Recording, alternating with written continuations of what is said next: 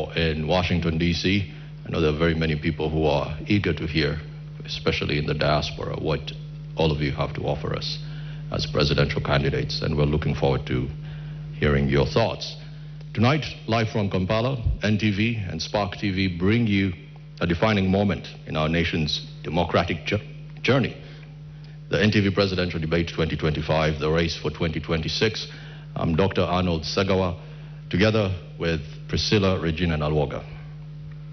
Good evening to you, Uganda, and good evening to you, our candidates. Our candidates, how are you? Pressure. Pressure. Let's turn on those microphones and just hear your voices so that we know you're the one. I will start with the General. General, good evening. Good evening. How are you? We are fine. You are fine. I trust you are fine too. Oh, that's wonderful to hear. A round of applause for him. Mr. Robert Chagulanyi. Mic check, 1, 2. 1, 2, check. It's a pleasure to have you. Good evening. It's a pleasure for me to be here. Good evening, viewers. Good evening, our dear moderators. Good evening, fellow candidates. All right. We also do have Honorable Nandala Mafabi. Honorable, good evening. Good evening, everybody. Look forward for a lively debate. It's a pleasure to be in your company. A round of applause for him. We also do have Mr. Joseph Mabirizi. Good evening to you, sir. Good evening to all of us. How are you? I'm doing well. Ka pressure keko batukendezeko. I don't have any pressure. Yeah. That's wonderful to hear. If they're confident, then Uganda should be confident about the next hours to come. And finally, we also do have candidate Frank Bulira. Good evening to you, sir. Good evening, dear Ugandan. Good evening, dear Ugandans, and thank you so much, NTV, for this arrangement. And thank you so much for accepting our invitation and coming through. These are the 5 candidates, one state, and of course, one country that is watching. Tonight is about ideas. Tonight is about vision, as well as leadership, unfiltered, uncompromising, as well as decisive. Gentlemen, if you may, some hygiene issues. When you're done speaking through your microphone, kindly switch it off, otherwise we will have feedback. And moving on, the focus tonight is on issues that are shaping the future of this nation. We have infrastructure, ICT and innovation, finance and national development, not forgetting health. And as duly introduced, our 5 candidates are ready, and they have shown us that they're ready to go. There are 5 voices. However, you and I make up one electorate. Every answer tonight is going to be counting, and every commitment is going to be measured. Joining us tonight on stage, we have Frank Bulira. We're going in alphabetical order from your surname. On my extreme right, Mr. Frank Bulira, thank you. Mr. Candidate Joseph Mabirizi, thank you. Candidate Nathan Nandala Mafabi. In the middle, we have candidate Robert Chagulanyi, and last but not least, on my extreme left, candidate Mugisha Muntu. Well, tonight marks a very defining moment in our national conversation. Ugandans from across the country, ever since we began this live broadcast, have been talking to us, and they have been telling us some of the things they would like their candidates to actually pinpoint about. And of course, this has been building up to this coverage from our correspondents in Entebbe to northern Uganda to Mbarara, to the voices of everyday Muna Uganda, each one of them sharing what they are expecting of you, our candidates, as you get to address them as a nation. Now, a short while ago, we were introduced to the 5 candidates joining us today, and we get to regret that 3 candidates were unable to join us on this stage tonight, with the hope that all 8 will be present at future debates. Tonight, we will be looking at 5 themes, that is youth unemployment and jobs. 2 is security, governance and justice. 3, technology and the future of work. 4, infrastructure development and the health sector. And 5, finance and economic development. And as the word presidential debate does say it, each candidate has 4 minutes for your introduction. Each candidate has 4 minutes and 30 seconds allowed to close your submission to every address under everything that we're going to be discussing tonight, and 1 minute will be awarded to you and maybe 45 seconds to give your closing remarks when the night is done and dusted.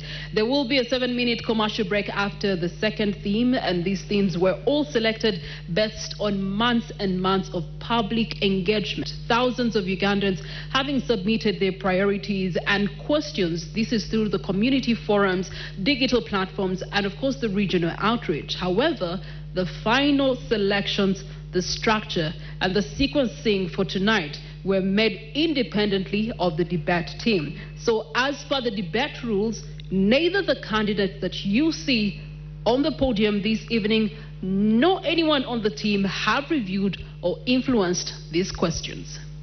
Without any further ado, let us begin.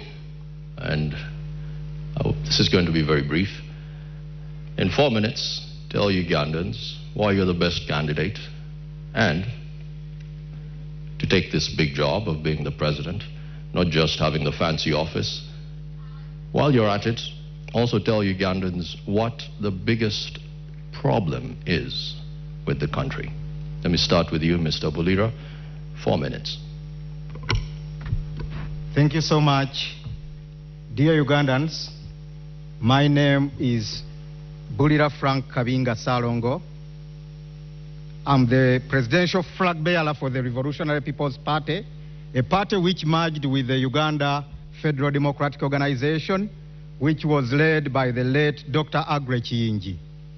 I'm here in the footsteps of the late fighter Dr. Aggrey Kiyingi, in the footsteps of our forefathers who fought for federalism, the Eggwangas, the Andrew Takome Kairas, the Dr. Paul Kawanga Semogereres, the retired Colonel Dr. Kiza Besiges. I'm in this race not just to contest ceremoniously. I'm here to contest and deliver our opposition to State House. It has been a process of over 4 decades, and I think this coming election is going to close up each and everything. This is the time that we need to shape our country. There are only 2 big problems of our country, Uganda. Number 1 problem is Mr. Museveni. The second problem is the system of governance. That is why, as the Revolutionary People's Party, we are looking at federalism. Federalism is the way to go, and it is our core. The RPP, we believe that even if Mr. Museveni goes and we have another president and we don't change the system of governance, we shall remain in the same problems. In my first 100 days, that's why I pledge that Uganda is going to go federalist. Bulira Frank Kabinga, I was groomed by the Uganda Young Democrats. I started my politics in Kasubi Church of Uganda Primary School way back during the CA times. I joined Uganda Young Democrats in the second generation after the Dr. Lurume's first generation of UID, the Mabikes. I was part of the second generation, and I was the spokesperson of the Uganda Young Democrats under the leadership of Susan Abo by then. Then I was the students leader for Uganda Young Democrats until I joined Dr. Aggrey Kiyingi. I joined Dr. Kiyingi purposely because I wanted to remove Mr. Museveni, period. I didn't want to overstay in the opposition. You all much well know that Dr. Aggrey Kiyingi was standing in the true path of changing this country. In fact, if Dr. Kiyingi or Dr. Besigye had been in this race, I wouldn't have contested. Because they are the only 2 people who had solutions to changing this government, who were focused on removing Mr. Museveni and with realistic solutions. We have done enough politicking, and it is now time to remove Mr. Museveni. That is why I also argue my fellow candidates, fellow contestants, if they are really genuinely looking at removing Mr. Museveni first to join me, and we remove Mr. Museveni. We shall sort other issues regarding parties and our aspirations after removing Mr. Museveni after 15th January. So I'm here, dear Ugandans, presenting myself as your next president come 2026. My campaign was derailed. As you know, Dr. Chiyingi, he was living miles away from Uganda, but he was the most feared man. Mr. Museveni feared Dr. Chiyingi more than opposition leaders sleeping in Kampala and Wakiso. You know that. It's a debate, Mr. Frank Burira. Your time is up, 4 minutes. But since you want to remove Mr. Museveni, then I ask that you move from your seat and come sit next to these two gentlemen, in between these two gentlemen who have also rightly said that they're doing the same thing. Please stand up and come and sit in between the general and the one who's promising a new Uganda. Though I'm number one, It is okay. We shall decide on 15th. Thank you very much. Each candidate being reminded you have 4 minutes for your introduction. And now we move to the second candidate, candidate Joseph Mabirizi. Good evening once again. My name is Elton Joseph Mabirizi Salongo from Conservative Party, the party which has outlived generations. In CP, we have the uniqueness that we stand for. Number one, it's about the governance, which requires fabrication to come up with something new which can fit in the generation we live in. We stand for regional governments, and when we talk about regional governments, many people will ask, what do you mean exactly? We have 16 regions of Uganda, and those 16 regions must have small governments where they share power with the central government. Uganda is like a sinking boat in an ocean. Without coming up with regional governments, we would have done nothing, even if we elect any other leader. So regional governments, this is where power is shared, resources, responsibilities are shared with the central government. And when you come up with such a government, you would have dealt away with so many problems of Uganda that we are facing today. For example, the problem we are facing where all authority belongs to one person, where security is just in central government, where taxes are collected and just go into a small group of people to govern that. So there is a great need to institute a regional governments to ease service delivery, at the same time creating a lot of jobs, which is a problem that we are facing today, but also working on the the system of education that we are having in Uganda, which does not help parents, it doesn't help the graduates, the learners, it doesn't help even the government. The first beneficiary of the citizens or the graduates, it is the government. But when they finish, you find that there are no jobs, which has created a lot of dependence. People who are working are very few,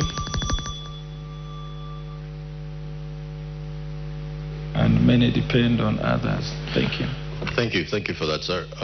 On to you, Mr. Mafabi. My name is Nathan Nandala Mafabi. I came in this election. I come from Forum for Democratic Change. Our theme is fixing the economy and the money in our pockets. The current problem in Uganda is three-phased: corruption, that is greed, poverty, injustice. I have worked in the whole country. You discover poor mothers, poor fathers, who are selling tomatoes, oranges. They cannot even make enough to feed their families. Our children go to school. Out of 10 children who join primary school, only 2 reach P7. That means there's 80% dropout. You go to the health center, they will refer you, go out for medical attention, go and buy medicine, go for a scan, and those are the main things which bring us in this election. But what is the problem? We have been around for 40 years. We have been talking about peace, peace, peace, and I don't think Ugandans can now eat peace because the peace is there. What we need is people to have jobs, and when they have jobs, they will earn a living. We look forward to investing in agriculture. We look forward to investing in education. We look forward to investing in health sector. We look forward to investing in infrastructure. I come with experience because I have studied all those. I come with experience in economy, in accounting, in taxation, in knowing poverty, how it's painful. I have worked. I'm fortunate you mentioned that only maybe you are, but I was in Ministry of Finance. I worked for World Bank, and we have advised many governments, and I've come out of poverty. So I am coming here with experience to help Uganda to move forward. I come as an employee. I want to be a servant, to serve you with all my energy to ensure that people of Uganda can have the 3 meals which are designated in our lives. I am aware that we are 8 candidates, but each of us has his own manifesto. Our manifesto is very clear, to spelling out what is supposed to be done. We want to create jobs. 60% of the youth are unemployed. 84 people live on 14 people. This is a danger, and this is the biggest insecurity we are having in our country. You get people are walking on the street from morning to evening, looking for what to do, what to eat, and this is causing a lot of problems in our country. In fact, the next time bomb is from the unemployment of the youth. Currently, our economy is structured in such a way that the service sector, which is contributing about 50%, is externalized. That's the telecom, that is the financial sector, and even the industrial part is belonging to the foreigners. Local Ugandans themselves, who live on agrarian economy, which contributes almost 80% of our livelihood, are only having a 23.8 GDP contribution, meaning that our people are living as slaves in their country. This is what we need to resolve, and it's urgent, and it needs somebody with experience in that area. In my life, I have been in Parliament for 25 years. I have been there advocating for, one, justice. I've been advocating for, because there's a lot of social injustice, I have been advocating for this issue to do with poverty alleviations. Every election, we see a different theme that they are doing. In 1996, they brought Ntandikwa. In 2001, they brought Kurembeka. In 2006, they brought Bondaba Gagare. In 2011, they brought Prosperity for All. In 2016, they brought Emioga. In 2021, they brought Operation Wealth Question. Now, 2026 PDM. If these were really aiming to remove poverty, and they have not done, it means there's total failure in the government. Our government lacks transparency in management, and corruption is at the theme. Thank you for your submission, sir. Let's move on to candidate Robert Juggling. Thank you very much, dear distinguished moderators, honorable colleagues with whom I'm running for the noble responsibility of leading our nation, ladies and gentlemen present here, and those watching us from afar. I am humbled to be here contesting to lead our country, and it's great pleasure and honor to be representing the common people of our country. As a person who comes from the ghetto and rose to represent the nation at the highest level, I cannot take any further pride than that. But also, I am aware that we are in a nation that is at crossroads. We had independence 63 years ago, and 40 of those years have been covered by one man who has reduced our country to a failed state. Absolutely, it is clear to all and sundry that this nation, which is primarily young, has clearly made a decision, only that they have been stifled. I am aware that I will be taking over a nation where 1.5 babies are born every year, taking over a nation where almost half of the budget goes to servicing debts. I'm aware that I'm taking over a nation that is deeply divided, but committed and ready to unite our country, which we've already started doing. What we promise is a new Uganda which is going to reset. Our country has completely been messed, and it needs to start afresh. Every institution has been captured, and we intend to start again in a new Uganda where people are going to be servants, where citizens of Uganda should take over power to decide the destiny of their lives. As we stand right now, the people of Uganda don't have a vote, they don't have a voice, and they don't have power over their nation. The state has been captured completely, and we hope to liberate not just the citizens, but also those that are leading the country. On a downside, I had really hoped to meet General Museveni here, so I could publicly face him and hear what more lies he has to tell us after 40 years. To hear from him straight the gains he's protecting. Is he protecting the potholes? Is he protecting the rotten hospitals? Is he protecting the broken down schools, the broken down infrastructure? Is he protecting his power and right to torture citizens? I had always wanted to hear that, not privately but publicly, from General Museveni. Anyway, it's all right that he's not here, because he's in the past and we are discussing the future of our country.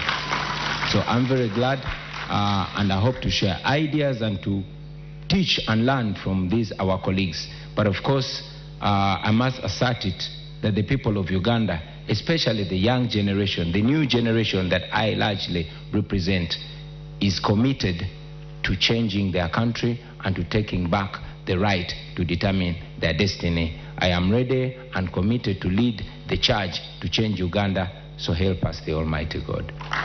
Thank you. And the final candidate for the evening, with your introduction and why Uganda should believe in your cause.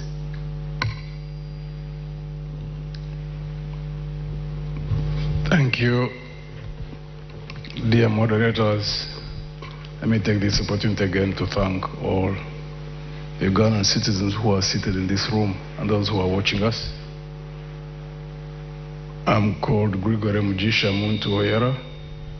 I hold the flag for Alliance for National Transformation, whose mantra is values-driven leadership.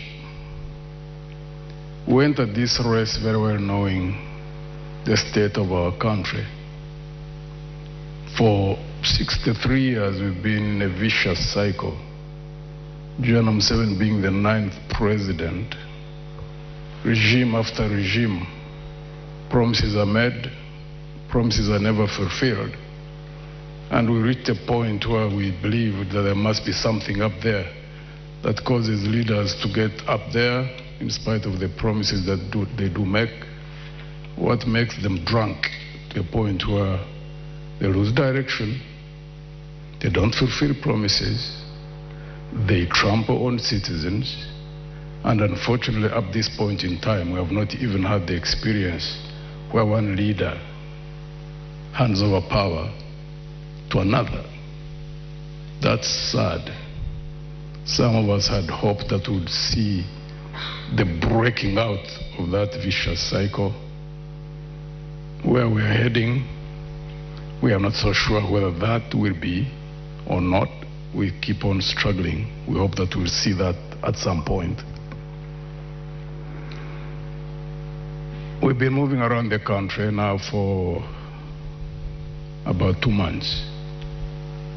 The state of our people is quite frightening.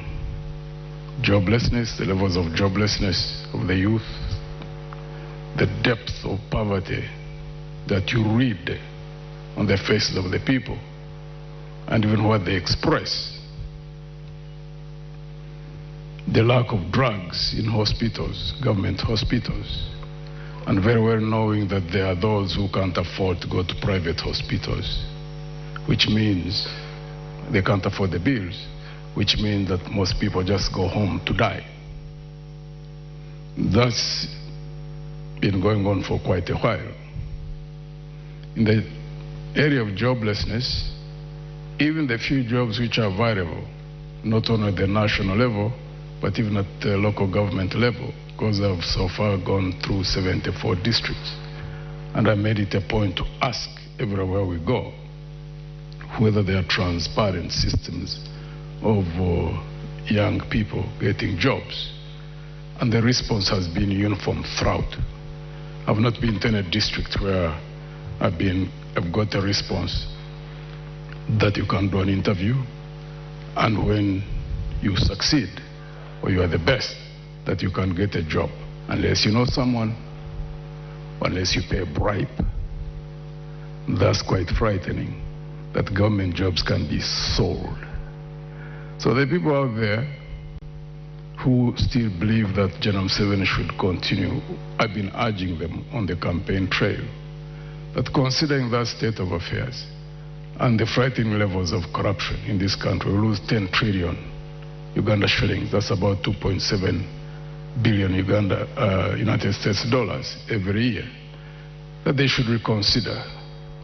General Museveni should just simply be retired peacefully on 15th of January. And I've been urging them to look amongst the 7 of us and select one who can lead this country from the vicious circle in which it is, the mess at which we are, also considering the frightening levels of debt, that they look for a capable person. And I always project myself. All right. Because of... Thank you so much, Mugisha Muntu. 5 candidates. We do also have 5 themes for the presidential debate. Please be reminded we are streaming across our social media platforms on Facebook as well as X as well as TikTok. So share the link with the rest of Uganda. Equally on our website www.ntv.co.ug. We are having the presidential debate live on NTV as well as Spark TV. As we start up theme number 1, youth unemployment and the jobs, or the economic reset. I'm going to start with candidate Frank Wulira. Just to shape the narrative, candidate, Uganda has a very young population, as according to the UBO statistics from the population census having been conducted in 2024, more than 73% of citizens being under the age of 30, including about 14 million people aged between 15 and 30, marking about 31%. And then you look at the latest labor data also showing us that only about 37% 97% of these young people are actually employed and working. About 16% of them are choosing or are able to stay in school, and roughly 40 to 42% are neither in employment. We cannot trust them in education, neither can we pin them in training. Youth unemployment is standing currently at 16.3% compared to the 11.7% overall. When we look to the female perspective, there the youth unemployment is also closely higher at 20%. The figures do go on, but each year about 700,000 people do enter the labor market, but only about 34% of that figure is actually absorbed in jobs. Candidate Frank Bulira, given these realities, what concrete measures beyond the national employment strategy, beyond the national development plan 4 that we're currently running as a country, will you implement in your first 3 years? 1, to raise job absorption well above 34%. 2, cut the youth NEET rate by at least 10%. And then 3, to ensure that the additional jobs being created are decent, they are formal, and are creating opportunities rather than incurring a lot of pressure on the informal sector. Yeah, thank you so much. First of all, surely poverty is everywhere, but our case as Uganda is so worrying. Just as I said, we can speak a lot, but the biggest problem of Uganda is Mr. Museveni and the system of governance. Those are the two biggest problems, bringing about youth unemployment, growing at the fastest rate, and people losing hope in their country and in the future. As the Revolutionary People's Party, under the new federal arrangement, remember, after 15th January next year, in the next 2 weeks, Uganda will be announced as the new Federal Democratic Republic, governed under the 16 federal states, taking charge of their wealth. The Revolutionary People's Party is going to take the jobs closer to the people, where they stay. Gone are the days when everyone has to come to Kampala looking for jobs. People going to kneel before Mr. Museveni to get survival, including ministers, public servants. You have to meet Mr. Museveni in order to survive, in order for your child to be given a bursary. The federal arrangement is going to take back the jobs in the areas, the 16 proposed federal states making up Uganda. First of all, we are going to introduce the Federal Economic Empowerment Program. The Federal Economic Empowerment Program is going to replace these failed Bonabagagawales, parish development models, which are just enriching NRM cadres and RDCs, swindling taxpayers' money, the Operation Welfare Creations, just helping soldiers to build more mansions and build arcades. They are all going to be scrapped, and the Federal Economic Empowerment Program is going to look at the Ugandans in Sebei are going to be placed in the cement factories, where you even have truck drivers who are Chinese, in Kaserem, in Kapchora. Mr. Bulira, can you name one country that's operating a federal system? UAE, Germany. Which ones of those are just under 63 years? God said about UAE and its background. There was a time when Uganda was far ahead of UAE. You remember that one time Idi Amin Dada gave food aid to UAE when the current president was the father of the current Sheikh Al Maktoum. He gave UAE food aid, plus the little soil UAE has. It was taken from here and mixed with the sand. UAE, every tree in UAE and grass has to be irrigated in order to live for a day. I worry, but it is the capital city of the world right now. Uganda would be so far better if we had gone federal. I worry you might not know that much about federalism, because the best example, according to you, the United States of America, which is operating on a federal system. From the federal system, you go down to the state system. Then from the state system, you go down to municipals. So I worry that you want to implement something that you're not very savvy with. That is according to you? No, this is the biggest economy in the world. So if you're to give an example, at least let's go with one that has... I give the example of UAE because it's the country I know most. The king of Dubai is my good friend Sheikh Al Maktoum, and the president of UAE, Sheikh Nayan. So it is a live example. My second home is in UAE. I've admired a lot from UAE under their arrangement, whereby you don't need to go to Sharjah when you are in Abu Dhabi to get a service. Everything is in a different is well catered for in a particular federal state or province. Provinces are competing. When Abu Dhabi builds a big skyscraper, Dubai will bring Burj Khalifa. When Al Alain does this, you know, in the end, the country ends up developing. In Nigeria, you don't need to go to, if you are in Lagos, you are contented. You don't need to go to Abuja. You don't need to go to Kumasi. So, Kumasi is in Ghana, but thank you. You have run out of time. Thank you, Mr. Bulira. As you can imagine, it is going to be a very heated conversation, and if I do jump in, my credentials might permit me to do that. On to the next candidate. Let's look at Mr. Joseph Mabirizi. Quick question, Mr. Mabirizi. Are you familiar with the Malabo Declaration?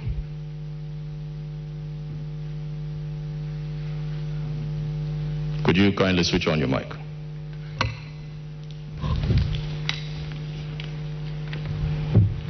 Are you familiar with the Malabo Declaration? So many declarations has been done. That is a yes or no question, So sir. which one do you mean exactly? Malabo Declaration, Africa Union. Are you familiar with the Abuja Declaration? Which one in particular? Because several of them. There are several which has been done. I wouldn't want to eat into your time. Are you talking about the climate one? Are you talking about which one are you talking about? Okay, let's talk about agriculture. A declaration was made where 10% of revenues going through this fiscal plan when it comes to spending of any nation that is privy to the African Union spends 10% of their revenue on agriculture. As you can imagine, Uganda does not do that. That being said, what would you do in your first few months as president of Uganda to fix that? We have a very big plan about agriculture infrastructure, where we want to encourage much of small-scale industry, where people can use simple machines in agriculture. Like hoes? When I talk about simple machines, I know even a hoe falls under that, but there are other machines which are not big tractors, and those ones which are operated just with small engines. There are those ones which are operated manually. They just push them. So there are so many. So I'm not talking about only a hoe. I'm very confused. Are we talking about combine harvesters? Are we talking John Deere? Are we talking... I'm very confused. Going back to plowing with oxen, which one is it? Give me something concrete. They are tractors, but now I'm talking about the simple machines which use these simple engines, which are affordable. They don't consume a lot of fuel, and they are being used in Malaysia. So you can visit Malaysia, because for me that's where I saw them. So that's what I'm talking about, that once we trade that and bring it into our nation, we would have helped a lot in agriculture. But you're addressing something different, because what this declaration say is to have 10% of your GDP. I understand your question. Give me time to answer. Please go ahead. If you want me to answer your way, then it's something else. Please proceed. I have my way, and I can pass either way to answer you. So you want me to give the answer you have? Huh? I have my own answer.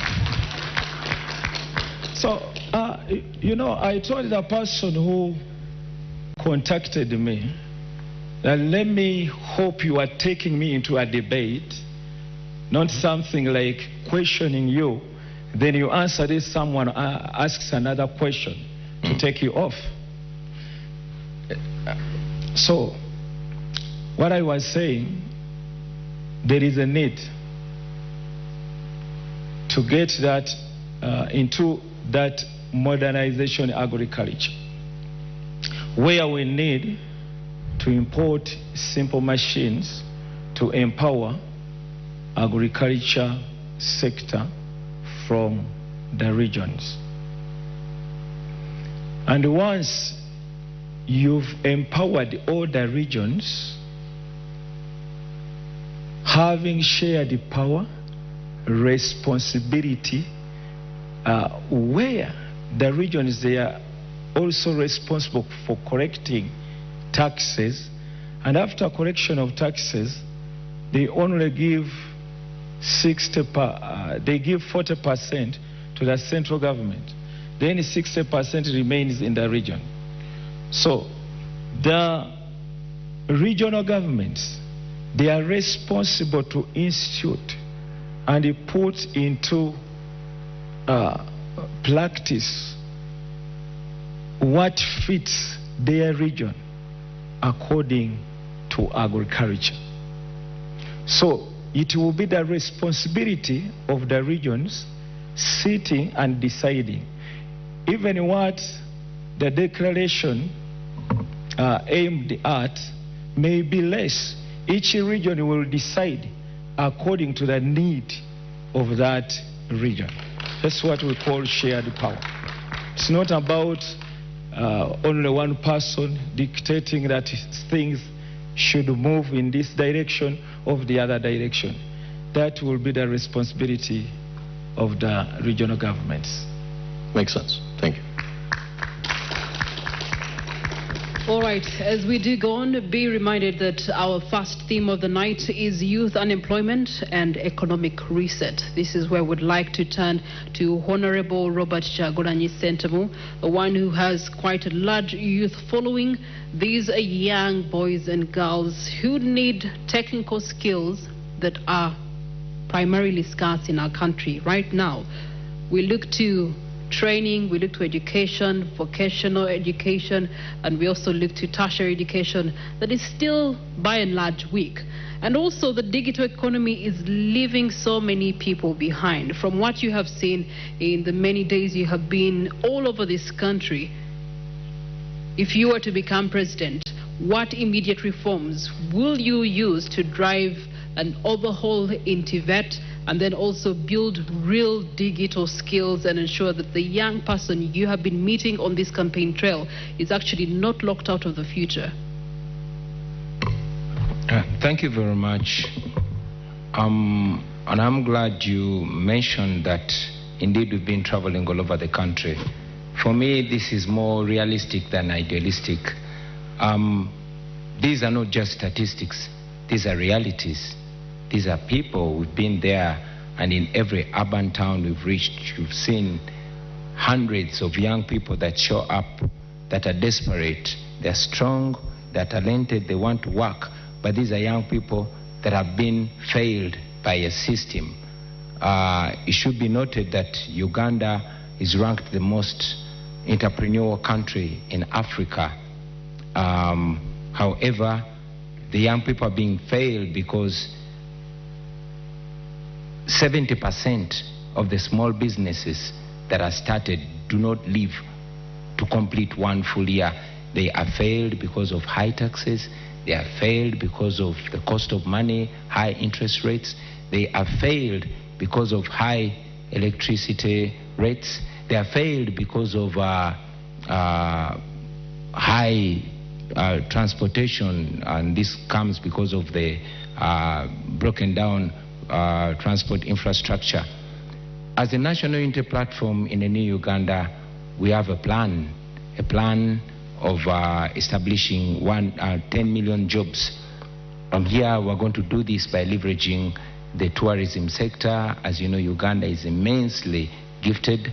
We're going to leverage the manufacturing sector, and most importantly, the creative industry. Now, having come from the creative industry, I know the potential of the creative industry. Uganda is equally as talented as Nigeria, or even more talented. But looking at the Nigeria's creative industry, it is almost outcompeting the oil industry. In fact, they call it the new oil because it is largely seen as even more engaging and more incorporating of young people, of the ordinary citizen, than the oil sector. Now, our plan is as follows. First, we want to empower and support the small, medium enterprises and the cottage industries. Now, for the benefit of our voters out there, cottage industries are the small scale industries, mainly in homesteads that are majoring in production. These, we must understand, looking at the growing economies of the world, these have been the unsung heroes of these growing economies. China, India, Brazil, name it. So, looking at these examples, we think it can be a benefit in Uganda. I'm looking at areas, especially these that are near borders, like Arua, like Chisoro, like Kabale. If they are supported, they could boost even production, and they could even boost export, looking at production of textiles. When you say supported, what does that mean? Supported means cutting down, reducing the cost of doing business, reducing the power costs, reducing the cost of money, reducing the interest rates, investing in transport infrastructure. This would make it easier for them, and it would boost them. Also, it's important to mention that in this line, we want to boost production. In our manifesto, we presented our school feeding program, where the government is going to be feeding children at school. Now, the people that are going to be supplying these foodstuffs are going to be the ordinary citizens, and in a new Uganda, the government will work with the parent teachers associations, the PTA, to ensure that they identify not only the most vulnerable, but also the most trusted and competent suppliers, the eggs, the wheat, the rice, the flour, to feed the children. This way, we're going to be able to support even the small producers, the women, and the ordinary people out there.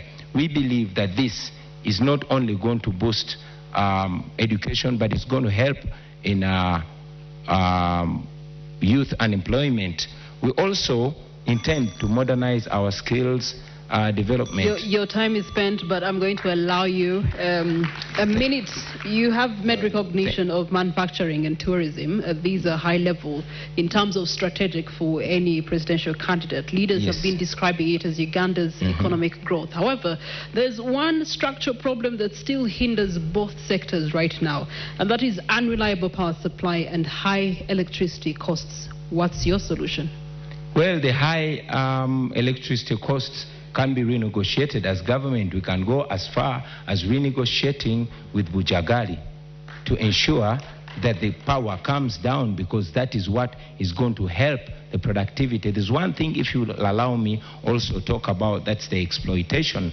The current government prides in youth employment, where mainly the industries that are owned by foreigners actually exploit the citizens to an extent that young Ugandans are paid as low as 3,500 shillings a day. Now, I was in Parliament in 2019 and we passed the minimum wage bill. Unfortunately, General Museveni refused to sign it. Now, we are going to reintroduce it in a new Uganda, and I will sign it because I will be president. Thank you. Thank you for that. Let's move on to candidate Nandala Mafabi. I've been going through your manifesto, which is quite fascinating. There's something that you mentioned, cooperative-led agro-industrialization. You're familiar with that.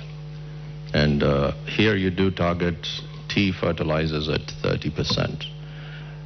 Explain to me how this sizzles into working on the youth unemployment problem in the country. First of, thank you so much. First of all, Uganda is an agricultural country, so that's an agrarian economy. And the youth we have currently, if I give you an example, most of them are living in schools, or they have dropped out of school, but they don't have land. They cannot be able to go on the land to till it. But agriculture employs about 80% of Ugandans. Now, as a government, which should be serious government, should ensure that Ugandan citizens are employed. We're looking at skilling the youth, and we skill them in what you have. For example, we skill them in agriculture, we skill them in construction, we skill them even in ICT. Now, if you skill them in agriculture, that means you are trying to modernize agriculture. And if you're going to modernize agriculture, this youth will be employed in those sectors. I can tell you agriculture can go ahead to employ the biggest number of people. What do you do there? You produce what we call agro-processing. And if you go for agro-processing, those are industries and related industries. And when you bring agro-processing, the youth who have studied or who have not even unskilled ones, but you can skill them, will go and work in agro-processing. And that's creating jobs. And I can assure you the biggest now where we can create jobs currently is in agro-processing, in agriculture. And Uganda has an advantage. As I said, God has given us the best weather. You can grow anything. Now, for example, here we used to have 4 cash crops. And the cash crop meant where we used to get cash. That was coffee, cotton, tea, and tobacco. And the cotton you are raising, it is called, the cotton is called white gold. Now, what has happened? You talked about tea. The tea is called magnetic money. Now, the tea, you see, right now as we speak, the soils which have been growing tea have been taken to do other things. But why we're talking about fertilizers, you need to boost that land to grow more tea. And currently, even the tea which they are growing, there's a lot of debt which they have not paid farmers. And the farmers are getting discouraged. A good government should not make farmers get discouraged. What should be there should be a mechanism whereby if there's overproduction, you have stores, that is called silos. You must be the one, be the catalyst leading the marketing processes.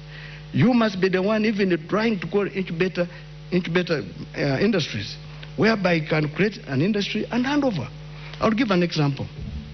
I deal in fear. Total Uganda, which was, I think, an international policy, they came with a policy of saying younger dealers. What they did, they would give a young man or young lady a petrol station to run, but they would give him fuel to run that petrol station. They would be deducting the margins, but leaving him or some money. Give him a period of about 3 years. They say you must exit, so that they bring another new dealer. And the purpose was to train them how to manage business. Many of them got out and have built their own petrol station. They're up there. If government of Uganda did the same to do incubation like that, whereby we pattern even with the private sector. Another example I can give in the next way. If a company employs disabled people, it gets the tax deductions from all this tax. If government of Uganda wants the youth to be employed, they will be employed. How? You go and say you employ this youth in agriculture, you will have the following. 1, tax exemption or reduced tax. 2, you will be given some facilities because the youth will be working and earning a living. The tax deduction and what you are giving is creating the young man or young lady to be employed. I can tell you, agriculture is one of the places we should invest more money, whereby we can have our youth employed.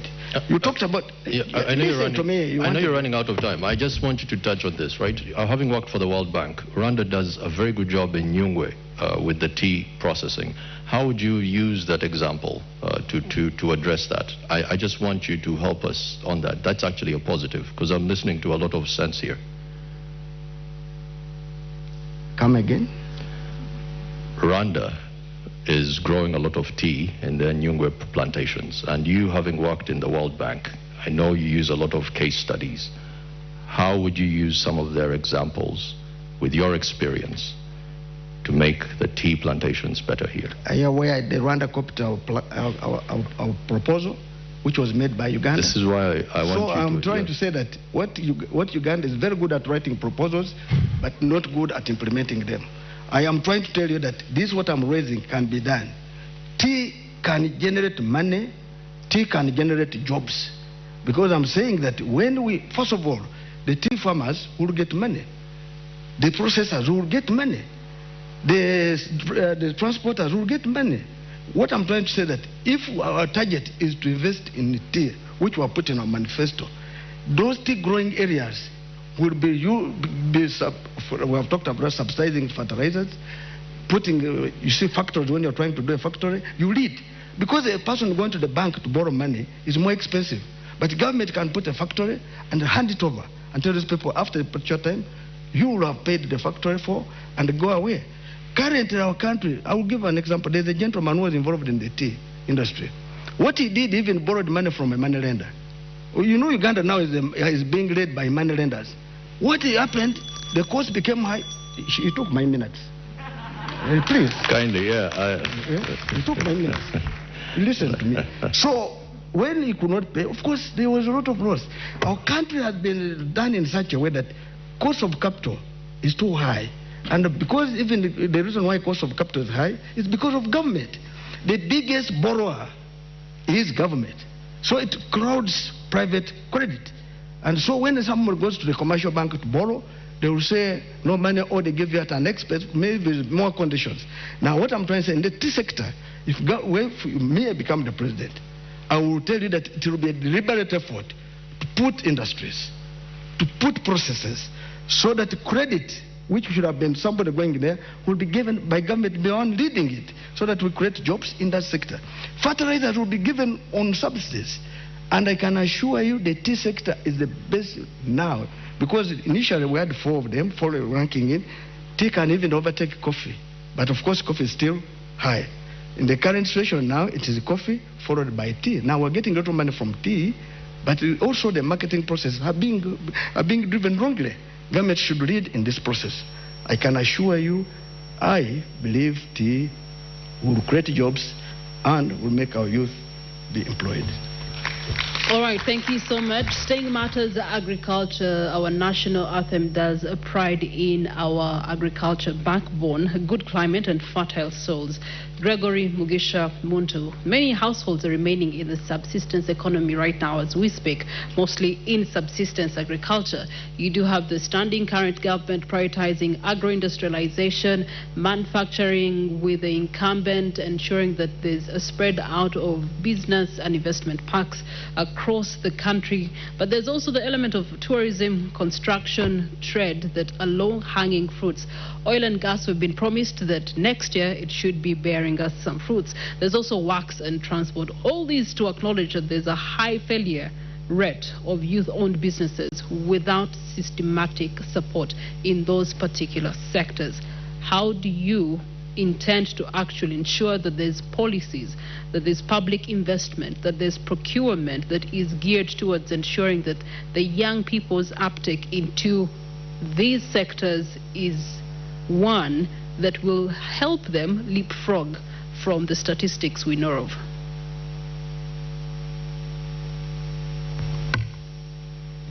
The measure of development of any country must be reflected in the development of the people first and foremost.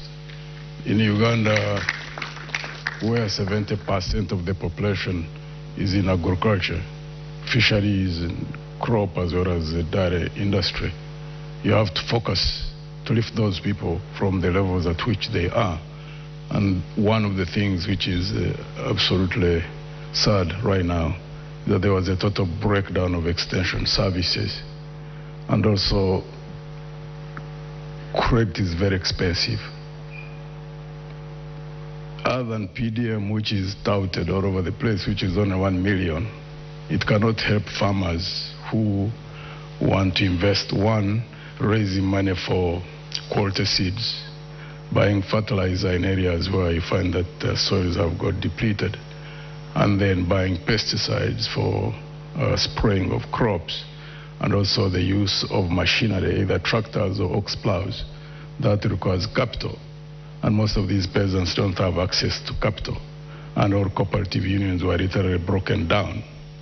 It is very amazing that there is actually one fund. It is small, it's not big.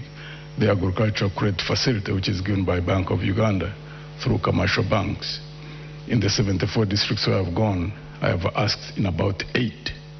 It's only in one district of Nwaya where only 2 people raised their hands who were aware of such existence of such a fund. Now you can imagine, this is an agricultural country. There is a regime which touts PDM, which is on 1 million. And yet the fund which could have helped those who are in agriculture would go into agro-processing. People are not aware of it at all. And it's at 12% per year. Farmers cannot survive on borrowing from commercial banks or borrowing from SACCOs at 30%, 35% and above. It simply can't happen. And therefore we propose to increase agricultural credit and expand it and sensitize people, and also ensure that we either direct or working with the private sector to establish tractor hire services in areas where they still have large chunks of land. That is only in Lango, Acholi, Teso, where you find peasants who still have, or subsistence farmers who still have about 10, 15, 20 acres. Now the other areas where people are still on about 1 acre, 2 acres, that's a totally different approach that will be used. And there also needs to be cheap credit in terms of low interest rate, long-term repayment period for agro-processing. Because agro-processing, once you establish industries successfully and expand them, they become a market for those who are in subsistence farming. And also in the area of tourism, low-hanging fruit. But Uganda is one of the countries in the region which doesn't advertise Uganda or market Uganda. I think the countries which aggressively market the countries is Tanzania, Kenya, and Rwanda. Uganda has entries about 1.2 million tourists who come in.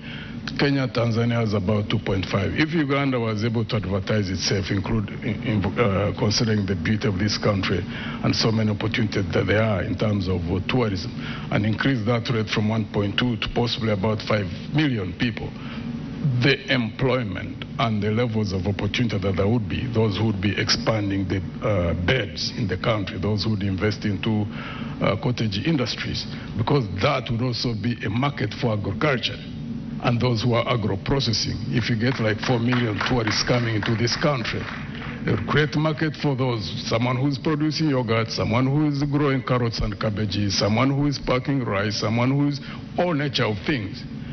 Uganda has not, I think they are sleeping on the job when it comes to tourism in that regard, this regime. It will be our intention to ensure that we fully exploit the area of tourism, because it's not called a low-hanging fruit for nothing, because investment doesn't take a long time. Marketing itself, once you have skilled advertising, Uganda, there are so many Ugandans who are skilled in marketing, we can increase the tourist entries significantly in a 5 years' time, and it will be a very big area for employment of the youth. In your ANT manifesto 2026-2031, you are also very big about monitoring and evaluation of the manifesto you would have put out should you become president come 2026. What would be the indicators of success for the things that you have mentioned, particularly increasing the agriculture credit and also creating markets beyond our borders? One of the things that we really want to target and aggressively pursue is the area of corruption. We consider it as public enemy number one, because we lose 10 trillion Uganda shillings. That's about 2.7 billion United States dollars. And if you tackle first and foremost grand corruption, you know, where there are contracts for roads, contracts for water, contracts for energy facilities, where there are hundreds of millions of dollars which are lost, and you crack down, because we in our own party, we believe that if we dedicate effort, in a span of 2, 3, 4, 5 years, you can reduce the loss through corruption of 2.5 billion. You can save about 70–80% of that. Reinvest it into the sectors which are needed: education, health, and also areas like I've already talked about, like in tourism. One, education, it may take a little bit of time to bear the results, but it's the highest form of wealth for any country that wants to develop. Because we are clearly aware that even countries which have nothing, not even one single mineral, when they invested in education, high quality education, skilling their labor force, and of course with good political management of those systems in such countries, some of them have developed.